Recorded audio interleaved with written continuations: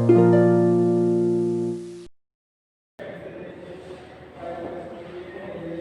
Friends, स्वागत है आपका जैन जी ऑनलाइन क्लासेस में। और मैं हूं दुर्गेश मेहता और आज मैं आपके लिए लेके आया हूं एक बेहतरीन, बहुत ही इम्पोर्टेंट टॉपिक जो कि एग्जाम में पूछा जाता है। आज हम पढ़ेंगे बीएससी सेकेंड ईयर केमिस्ट्री का बहुत ही महत्वपूर्ण टॉपिक है जो आपके सामने लिखा हुआ है, धातु संकुलों की ज्यामिति, संकरण और उपसंयोजन अंक। देखिए, आपको मैं बता चुका हूं पिछले वीडियो में कि धातु संकुल किस प्रकार बनते हैं कि कोई सा भी संक्रमण तत्व लिगेंड द्वारा इलेक्ट्रॉन जोड़े ग्रहण करता है और इस प्रकार धातु आयन और लिगेंड मिलकर के कॉम्प्लेक्स का फॉर्मेशन करते हैं, यानी कि संकुल बनाते हैं। कुछ संकुल के एग्जाम्पल मैंने आपको बोर्ड पे दिए हुए हैं। अब संकुल बनने के बाद कितने लिगेंड धातु से जुड़े, किस प्रकार से जुड़ेंगे, उनकी ज्यामिति क्या होगी, संकरण क्या होगा, इस बात का अध्ययन हम आज के टॉपिक में करेंगे। तो देखो, फटाफट से स्टार्ट करते हैं। पहला एग्जांपल है हमारा AgNH3 इसका नाम होगा डाईएमिन सिल्वर सेकेंड। ठीक है, संकुल है सिल्वर का अमोनिया के साथ बना संकुल है। यहाँ देखिए, धातु आयन से कितने लिगेंड जुड़े हुए हैं? 2। सिल्वर के साथ 2 अमोनिया लिगेंड जुड़े हैं। इसका मतलब 2 अमोनिया लिगेंड ने अपने जो इलेक्ट्रॉन है वो इलेक्ट्रॉन पेयर धातु आयन Ag को दान किए हुए हैं। तो यहाँ इस संकुल का समन्वय संख्या, जो उपसंयोजन संख्या, जो कोऑर्डिनेशन नंबर होगा वो होगा 2। इस कॉम्प्लेक्स का कोऑर्डिनेशन नंबर 2 है और इस कॉम्प्लेक्स में जो हाइब्रिडाइजेशन है, जो संकरण है, वो sp होगा।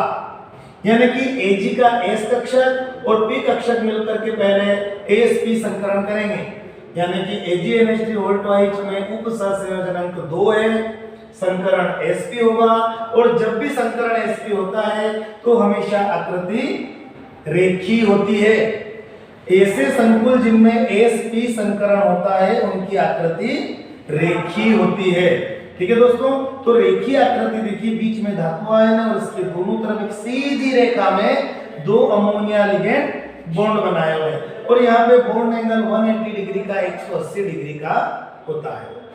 ठीक है, तो पहला एग्जांपल आपको समझ में आ गया होगा। NH3 और AgNH3 2+ आयन, इसका उपसंयोजनांक 2 है, संकरण sp है और आकृति इसकी रेखीय होती है। सेकंड एग्जांपल हम बात करते हैं NiCO4 और CuCl4। इन दोनों में अगर आप कोऑर्डिनेशन नंबर देखेंगे तो दोनों का जो समन्वय संख्या है वो 4 है। दोनों की समन्वय संख्या आप देखिए कितनी है? 4। और इसमें संकरण, इन दोनों में संकरण होगा sp3, हाइब्रिडाइजेशन होगा sp3। और जब भी sp3 हाइब्रिडाइजेशन होता है तो आकृति ज्यामिति जो है चतुष्फलकी बनती है।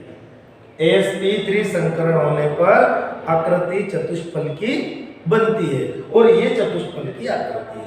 यहाँ बीच में मेटल है और इसके चतुष्फलक पर 4 लिगेंड जुड़े हुए हैं। तो ठीक है दोस्तों, यहाँ पे उपसंयोजनांक 4 है, यानी कि यहाँ निकिल और कॉपर जो है मेटल का काम करेंगे और ये 4 लिगेंड इनसे जुड़े। तो दोनों की स्ट्रक्चर आप इस टाइप से बना सकते हैं। यहाँ पर आप लिखिए Cu या फिर Ni और जो लिगेंड यहाँ पे जुड़े हुए हैं वो आप लिख दीजिए। तो जब समन्वय संख्या 4 हो और संकरण sp3 हो तो आकृति चतुष्फलकी बनती है। ठीक है, तीसरा जो एग्जांपल है हमारा, उसमें भी आप देख रहे हैं कि इस एग्जांपल में भी CuNH3 tetraammine copper second ion, यहाँ कॉपर की ऑक्सीडेशन नंबर +2 होगी। तो यहाँ देखिए, टेट्राएमीन कॉपर आयन में इसका कोऑर्डिनेशन नंबर भी आपको दिखाई दे रहा है 4 ही है। समन्वय संख्या क्या है यहाँ पे? 4। और समन्वय संख्या जब 4 होती है तो मैं आपको पहले एक बार बता चुका हूँ कि समन्वय संख्या 4 और संकरण sp3 हो तो आकृति चतुष्फलकी होगी। लेकिन समन्वय संख्या 4 हो और अगर संकरण dsp2 हो तो आकृति वर्ग समतली होती है। यानी कि ये 2 तरीके से, इनमें आपको कंफ्यूजन होगा। देखिए, ये कॉपर का टेट्राक्लोरो कॉम्प्लेक्स है जबकि ये कॉपर का टेट्राएमीन कॉम्प्लेक्स है। यहाँ कॉपर के साथ 4 हैलोजन जुड़े हुए हैं जबकि यहाँ कॉपर के साथ 4 अमोनिया लिगेंड है। जब अमोनिया लिगेंड कॉपर के साथ कॉम्प्लेक्स बनाता है तो हाइब्रिडाइजेशन DsP2 होता है, क्योंकि अमोनिया एक स्ट्रॉन्ग लिगेंड है, प्रबल लिगेंड है, जो d ऑर्बिटल को खाली करा लेता है। यह अमोनिया एक प्रबल लिगेंड है जो d ऑर्बिटल को खाली करा लेता है, इसलिए DsP2 हाइब्रिडाइजेशन होगा और एक p कक्षक में एक अयुग्मित इलेक्ट्रॉन पाया जाएगा। लेकिन जो हेलोजन होते हैं वो कॉपर के साथ जब बंध बनाते हैं तो हेलोजन थोड़े दुर्बल लिगेंड है। कैसे लिगेंड है? Week ligand. तो d ऑर्बिटल को ये खाली नहीं कराता पा सकता है, इसलिए हाइब्रिडाइजेशन sp3 होता है। तो ठीक है दोस्तों, हम पढ़ रहे थे 3 एग्जांपल धातु संकुलों की ज्यामिति, संकरण और उपसहसंयोजन।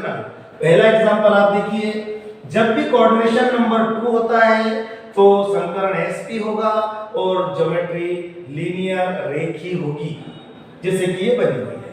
अगर कोऑर्डिनेशन नंबर 4 हो, कोऑर्डिनेशन नंबर 4 हो तो दो तरह के संकुल बनते हैं, एक बनता है चतुष्फलकी और दूसरा बनता है वर्ग समतली।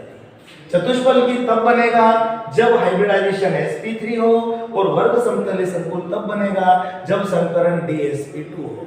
ठीक है दोस्तों, तो ये बहुत ही इंपॉर्टेंट टॉपिक है और आप इस टॉपिक को अच्छे से पढ़ ले। धन्यवाद।